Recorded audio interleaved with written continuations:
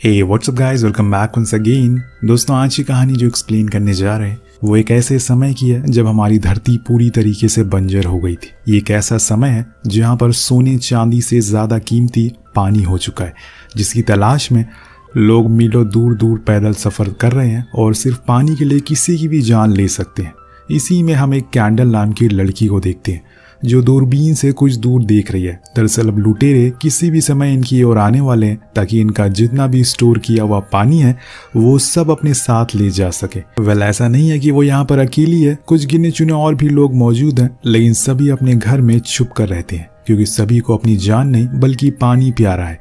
वो अपने घर के पीछे बने गैराज में छुप छुप कर जाती है और वहाँ खुद के बनाए हुए पंप से थोड़ा मोड़ा पानी निकालती है और इसके बाद वो वहाँ छुपाई हुई कुछ चीज़ें, खाने का सामान को भी इकट्ठा करती है और फिर उस जगह को पूरी तरह से कवर कर देती है ताकि किसी को भी इस जगह के बारे में पता ना चले। इसी दौरान हम डीन नाम के लड़के को भी देखते हैं जो कैंडल के साथ ही रहता है, पर उसके पास दिन बहुत ही कम बचे हुए हैं क्योंकि डीन की दोनों किडनी खराब हो चुकी है सही मात्रा में पानी ना मिलने की वजह से। आए दिन वो बीमारी रहता है। अब दोनों ही कोशिश कर रहे हैं कि किसी भी हाल में वो यहाँ से दूर जा सके, किसी ऐसी जगह पर जाकर रहें जहाँ पानी हो और कुछ अच्छे लोग भी। वो कुछ पानी को साथ में दूर बने एक घर में लेकर जाती है, पर वहां जाने से पहले वो थोड़ा झांकती है, परखती है कि कहीं वहां कोई है तो नहीं है। दरअसल इस घर में एक लेवी नाम का लड़का रहता है जिसकी उम्र बहुत ही कम है। वो अकेले भी है, इसीलिए कैंडल उसके लिए पानी लेकर आती है ताकि वो कुछ दिन और जिंदा रह सके, वरना ऐसे उसे अपनी आंखों के सामने कई लोग ऐसे मरते हुए देखा है सिर्फ प्यास के कारण। अब लेवी उसे थैंक यू कहता है और कैंडल जाते हुए उससे वादा करती है कि जल्द ही वो लोग यहाँ से जाने वाले हैं। उसने ऐसा इसलिए कहा क्योंकि दूर खड़े एक वेयर हाउस में एक प्लेन है जिसको ठीक करने के लिए कैंडल बरसों से कोशिश कर रही है, लेकिन उसमें लगा एक पार्ट उसे कहीं मिल नहीं पा रहा है, जिस वजह से वो उसे उड़ा नहीं पा रही है। जिस दिन वो पार्ट मिल गया उस दिन वो दोनों लेकर यहाँ से निकल जाएंगे। अब वापस घर आने पर वो अपने पास रखे उस रेडियो को सुनती है जिसमें बताया जा रहा था कि जो जहाँ पर भी आप छुपे हुए हैं वहीं छुपे रहें क्योंकि किसी को कहीं बारिश की कोई उम्मीद नजर नहीं आ रही है। ये सुनकर वो निराश हो जाती है और सोने के लिए चली जाती है। कुछ ही देर बाद उनके घर पर कोई आता है, पर ये लोग ऊपर एट्री पर पहुंच नहीं पाते जिसके बारे में किसी को कभी पता ही नहीं चलता, इसीलिए वो दोनों बच जाते हैं और उन आदमियों को भी कुछ नहीं मिलता, इसीलिए वो वापस चले जाते हैं। नेक्स्ट डे जब वो नीचे आती है तो उसे एक लड़की वहाँ घायल अवस्था में मिलती है जो बहुत ही प्यासी थी। वो उसे थोड़ा पानी पीने को देती है, उसकी मरहम पट्टी भी करती है। यहाँ वो लड़की अपने बारे में बताती है कि उसका कई बार अनजान लोगों ने फ़ायदा उठाया है और पूरे रास्ते भर इसीलिए वो बचते बचते यहाँ तक पहुँची है। तुम मुझे अपने साथ रख लो, लेकिन कैंडल मना कर देती है क्योंकि ऐसा करना उसकी जान के लिए खतरा बन सकता। वो इस लड़की के बारे में कुछ भी नहीं जानती है, इसीलिए वो उसे कुछ पानी और सही डायरेक्शन बताकर उसी रास्ते पर जाने के लिए कहती है जहाँ उसे कुछ और घर मिलेंगे, शायद वहाँ के लोग उसे अपने पास रख ले। अब उसके जाने के बाद वो अपने घर के बाहर आकर बैठ जाती है। तभी वहाँ जॉन आता है। दोनों एक दूसरे को पसंद करते हैं। कैंडल उसे उस लड़की के बारे में बताते हुए कहती है कि एक समय जब हम लोग हमारे घर के बाहर गेहूं की खेती करते थे, लेकिन समय के साथ साथ सब कुछ बर्बाद हो गया। पानी कितना ज़रूरी है हमारे लिए ये अब जाकर मुझे पता चल रहा है। उसके बाद वो कुछ पानी को साथ में लेकर और फिर कुछ दूर जाती है, अपनी दूरबीन लेकर बैठ जाती है। यहाँ हम किसी तरह की फैक्ट्री को देख पाते हैं जो पहले ऑयल माइनिंग की थी, लेकिन अब कुछ गुंडों ने इस पर अपना कब्जा कर लिया है और वो इसका इस्तेमाल पानी को स्टोर करने के लिए करते हैं, वो भी बड़े बड़े टैंक्स में, जिसके बाद वो उसे महंगे दामों में बेच देते हैं। लेकिन कैंडल को ये समझ नहीं आता कि असल में ये लोग इतना पानी ला कहाँ से रहे, क्योंकि हर जगह तो सूखा पड़ा हुआ है। उसे कोई जवाब नहीं मिलता, इसीलिए वो अपने घर वापस आ जाती है। रात में डीन उसे वर्ल्ड ग्लोब को दिखाते हुए कहता है कि हम लोग यहाँ से साउथ पोल की ओर जाएंगे जहाँ पर पानी की कोई कमी नहीं है। और इसी बीच कैंडल को रेडियो पर किसी की मदद की गुहार सुनाई देती है। एक लड़की जो कह रही थी कि वो इस लोकेशन वाले फार्म पर है, उसे पानी की सख्त ज़रूरत है, प्लीज़ कोई उसकी मदद कर दे। कैंडल तुरंत ही तैयार हो जाती है क्योंकि उसे उनकी मदद करनी है, लेकिन डीन मना करता है और कहता है कि यह शायद कोई चाल हो सकती है। पर कैंडल को पूरा भरोसा था कि ऐसा भी कुछ नहीं होगा, इसीलिए वो उस अंधेरी रात में पहुंच जाती है उस फार्म की ओर जहाँ वो पहले तो दूर से देखती है तो सब कुछ क्लियर था। फिर वो खिड़की के पास जाती है तो वहाँ जो वो देखती है उसे वो एकदम हैरान हो जाती है। कुछ गुंडों ने 3 लड़कियों को बंदी बनाकर रखा हुआ था। उनसे जबरदस्ती करके वो रेडियो पर मदद की गुहार लगाने को कह रहे थे ताकि कोई उनकी मदद के लिए आए और फिर वो उन्हें भी पकड़ ले। कैंडल को समझ आ जाता है कि डीन सही कह रहा था। दरअसल वो गुंडे कार्सन नाम के बंदे के लिए काम करते हैं। जब काम हो जाता है तो वो उन तीनों लड़कियों को मार देते हैं बिना कुछ सोचे समझे। अगर कैंडल इस समय वहां से गई तो उनकी नजर में आ सकती है, इसीलिए वो सुबह होने का इंतजार करती है और जैसे ही सूरज निकलता है वो वहां से घर की ओर आ जाती है और आइंदा से कोई ऐसी गलती ना करने की कसम खाती है। वरना आज तो उसकी जान जाने ही वाली थी। अब बीच रास्ते में उसे एक टूटी हुई कार भी मिलती है जिसमें वो उसी पार्ट को ढूंढने लगती है जो उसे प्लेन में लगाना था, लेकिन यहाँ भी उसके हाथ निराशा ही लगती है। अब इसके बाद वो लेवी के पास जाती है और उसे फिर से कहती है कि उसे उनके साथ रहना चाहिए। उनके पास पानी भी है तो लेवी कहता है कि उनके पास पानी है, इसी बात का तो खतरा है। जहाँ वो रहता है वहां पर कुछ भी नहीं है और इसीलिए किसी भी लुटेरे को कुछ भी नहीं मिलता और इसकी वजह से आज तक वो जिंदा है। वापस आने पर पानी निकालने पर उसे पता चलता है कि अब पंप खराब हो रहा है। धीरे धीरे उसे जल्दी ही कुछ ना कुछ तरीका ढूंढना होगा, वरना वो भी बिना पानी के मर जाएगी। ये बात वो डीन को भी बताती है और यहाँ हम डीन की बातों से पता चल पाता है और यहाँ हम डीन की बातों से एक और चीज पता लगा पाते हैं कि डीन की एक बहन भी थी, लेकिन उसे कुछ महीनों पहले ही मौत हो गई सही पानी ना मिलने की वजह से।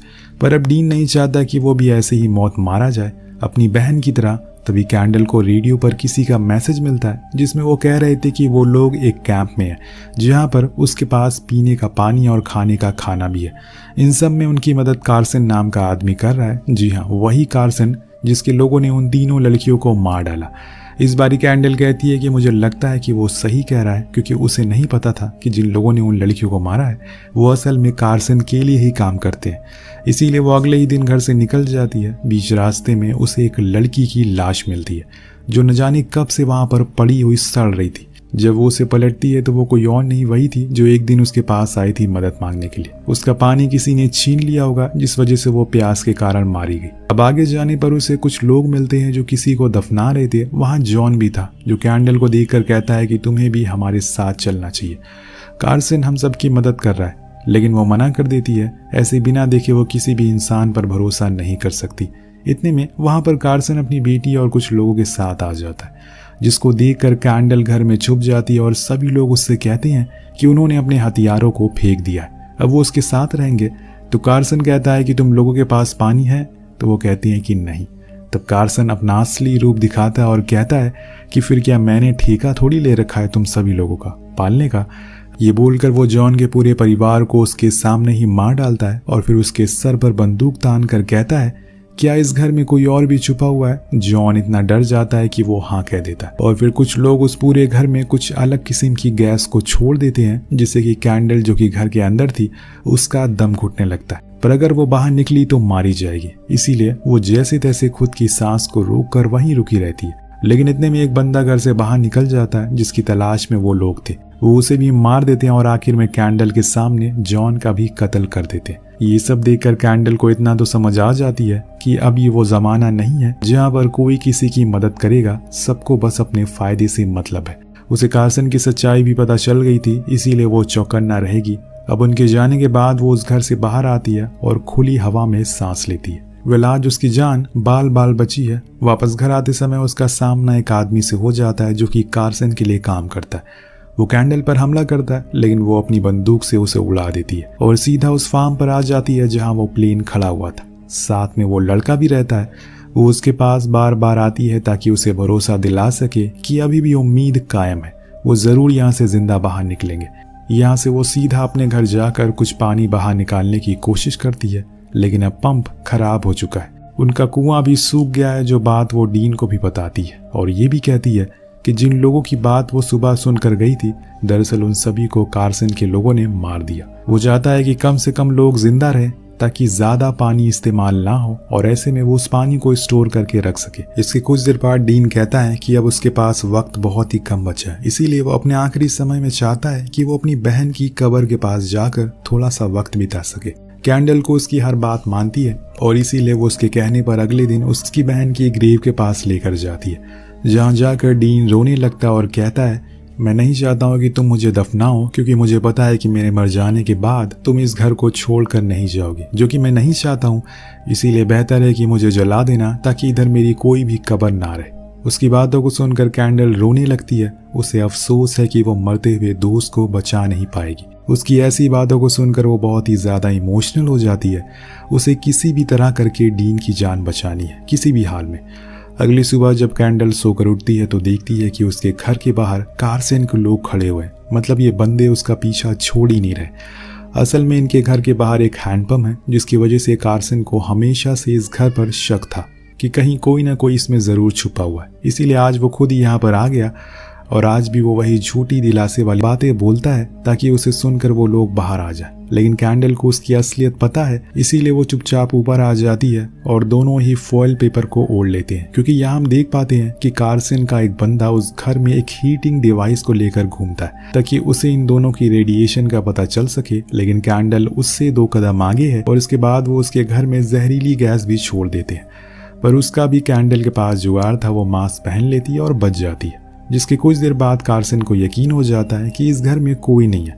वो उस घर के बाहर अपना मार्क लगाकर वहां से चला जाता है। पर जाते हुए कार्सन की बेटी क्लेयर को ऊपर खिड़की पर एक फॉइल पेपर लगा हुआ देख, जिससे उसे थोड़ा सा शक होता है, पर वो ज्यादा गौर नहीं करती और चली जाती है। आज एक बार फिर से इन दोनों की जान जाते जाते बची है। उनके जाने के बाद वो उन लोगों का पीछा भी करती है ताकि ये पता लगा सके कि आखिर उनके पास कितना सामान है और क्या क्या सुविधा है। लेकिन इतने में पीछे से एक बंदा आकर उस पर हमला कर देता और कैंडल के ऊपर गोली चलाने की कोशिश करता है। लेकिन कैंडल भी कहाँ कम थी, वो उसे पछाड़ देती है और उसे वहीं शूट करके वापस लेवी के पास आ जाती है, जहाँ पर वो उसे बताता है कि उसे ऐसे यहाँ पर नहीं आना चाहिए, क्योंकि कल उसके जाने के बाद कार्सन के लोग यहाँ पर आए थे जो उसे ढूंढ रहे थे। लेकिन वो इस जगह पर छुप गया। तब कैंडल उसे वादा करती है कि उसे अब ज्यादा दिन छुपने की जरूरत नहीं है। वो किसी भी समय उसे बचाकर यहाँ से ले जाएगी, बस उसे हमेशा तैयार रहना होगा। वो सर हिलाते हुए हाँ में जवाब देता है और फिर वो डीन के पास जाती है। इतने में बाहर कुछ और लोग उनके करीब आ रहे थे जो दिखने में सिर्फ आम से लोग लग रहे थे। इसीलिए डीन कहता है कि तुम्हें उनकी मदद करनी चाहिए क्योंकि हमारे पास पानी है। तब कैंडल बाहर जाकर उनकी ओर बंदूक तान कर पूछती है क्या वो लोग कार्सन के आदमी हैं, तो वो मना करते हैं और बताते हैं कि उसे उनके वेल पर कब्जा कर लिया है, इसीलिए वो वहां से भागकर यहाँ तक पहुंचे। उन्हें बस पीने का थोड़ा सा पानी चाहिए और कुछ भी नहीं। तब कैंडल उन्हें पानी देती है, जिसको पीने के बाद वो थैंक यू कहकर चले जाते। लेकिन अब कैंडल के पास समय बहुत कम है क्योंकि डीन की तबीयत बिगड़ती जा रही है। अब वो ज़्यादा देर इंतज़ार नहीं कर सकती, इसीलिए वो सीधा उसी जगह पर जाने का फैसला करती है जहाँ पर कार्सन के लोग रहते हैं। वो जगह बहुत ही ज़्यादा सुरक्षा वाली है, इसीलिए अंदर घुसने का हर किसी के बस की बात नहीं। लेकिन फिर भी कैंडल ने हिम्मत बांध ली है। वो उसके पास में एक सूखी घास में पहले आग लगाती है जिससे कि गार्ड्स का ध्यान भटक जाए। उसका फायदा उठाकर वहां खड़ी एक रनिंग कार में उस चुपके से निकाल लेती है जो कि उस प्लेन में लगेगा। उसको लेकर वो सीधा घर आती है और डीन को उसके बारे में बताती है, जो सुनकर वो बहुत ही ज्यादा खुश था क्योंकि अब वो लोग यहाँ से बचकर निकल सकते। अब पानी लेने के लिए वो नीचे जाती है, लेकिन इतने में उसके पीछे से कोई हमला कर देता और ये आदमी कोई और नहीं बल्कि वही लोग थे जिनकी मदद कैंडल ने पानी पिलाकर करी थी। वो असल में कार्सन के ही लोग थे। अब वो कैंडल को बांध देते हैं और कहते हैं कि कुछ ही देर में वो आ रहा है अपनी जमीन और अपना पानी को लेने के लिए। और इन्हीं में से एक औरत कैंडल को शूट करती है, पर इतने में पीछे से डीन आ जाता है और इन तीनों को उड़ा देता है। पर अब कार्सन के लोग आने वाले हैं, इसीलिए डीन उसे वहीं खड़ी एक कार में छुपा देता है और खुद को बाहर जाने लगता है। कैंडल उसे मना करती है, पर डीन कहता है कि अब उसका समय आ गया है, इसीलिए उसे जाना ही होगा। बाहर जाने पर कार्सन कहता है कि तुमने मेरे 3 लोगों को मार दिया अकेले। तो वो कहता है कि हाँ मैंने ही मारा, क्योंकि वो मेरे पानी को मुझसे छीन रहे थे। ये बात कार्सन को बुरी लग जाती है, तो वो कहता है कि ये मेरा पानी है, इस पर सिर्फ मेरा हक है। इसी बीच एक आदमी गैराज में जाने लगता है जहाँ पर कैंडल छुपी हुई थी और तभी डीन उसे भी शूट कर देता है।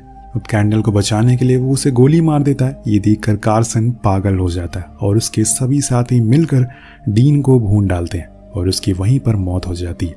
अंदर छुपी कैंडल सब कुछ सुन और देख रही थी, लेकिन वो बाहर नहीं आ सकती। उधर क्लेयर उस कार के पास भी जाती है, पर उसे पता नहीं चल पाता कि अंदर कैंडल है। उनके जाने के बाद वो पीछे वाले रास्ते से उस जगह पर जाती है जहां उसने कुछ हथियार और कुछ पानी को छुपा रखा था, जिसे लेकर वो वापस आती है और कार्सन के लोगों को मार देती है जो कि उस घर पर निगरानी कर रहे थे। वो डीन की बॉडी के पास जाती है और जैसे कि उसने कहा था सेम उसी तरह से उसे जला देती है। कुछ देर वो वहीं बैठी रहती है और इसी सोच में बैठी रहती है कि उसकी लाख कोशिशों पर भी वो उसकी जान को बचा नहीं सकी। पर वो लाइवी को कुछ नहीं होने दे सकती, इसीलिए वो उस फार्म पर जाती है और वहां जाकर उसे पता चलता है कि वो लोग उसे ले जा चुके हैं। अब यहाँ कैंडल को आ जाता है बहुत ही ज्यादा गुस्सा। वो सीधा उसी फैक्ट्री में जाती है, पर सबसे बड़ी दिक्कत थी फेंसिंग की, जो कि इलेक्ट्रिक थी, इसीलिए वो एक जगह पर जाती। वो इसी कीचड़ में घुसकर नीचे होकर फेंसिंग को पार कर देती है। फिर एक एक करके वहाँ खड़े सभी गार्ड्स को मारना शुरू करती है। तभी क्लियर और कार्सन भी वहाँ आ जाते हैं। वो एक गोली चलाती है जो जाकर क्लियर के कंधे पर लगती है, जिससे कि कार्सन गुस्से में आ जाता है। पर उससे ज्यादा गुस्सा तो कैंडल के अंदर था, क्योंकि उसने उसके सबसे अच्छे दोस्त को उसकी आंखों के सामने मार दिया। वो अपनी पूरी जान लगा देती है और अपनी तलवार से कार्सन की गर्दन ही उड़ा देती है। अपने बाप का ऐसा हशर देखकर क्लियर उसे टूटे हुए कंधे को लेकर उसे भिड़ने के लिए आ जाती है। दोनों के बीच में काफी भयंकर लड़ाई चलती है। एक समय पर तो क्लियर कैंडल को मारने ही वाली थी, लेकिन इतने में उसके हाथ एक धारदार चीज लग जाती है, जिससे कि वो क्लियर पर बहुत वार करती है और उसकी कहानी को वहीं खत्म कर देती। फिर वो लाइवी को लेकर उस फार्म पर जाती है। लाइवी उसे उसके दोस्त के बारे में पूछता है तो वो झूठ बोल देती है कि वो वहीं फार्म पर ही रुकेगा, जिसके बाद वो उस प्लेन को स्टार्ट कर देती है और एक आज़ादी की उड़ान भरती है, जिसके साथ ये कहानी यहीं खत्म हो जाती है। विलन में दिखाने की कोशिश करी गई है कि पानी हमारे लिए कितना ज़्यादा कीमती है, जैसे कि हम आज के समय में बेहिसाब पानी गिराते रहते हैं। तो हो सके तो थोड़ा पानी ज़रूर बचाएगा अपने फ्यूचर के लिए, फ्यूचर जनरेशन के लिए। मिलते हैं अगली वीडियो में। Thank you so much watching. Piece.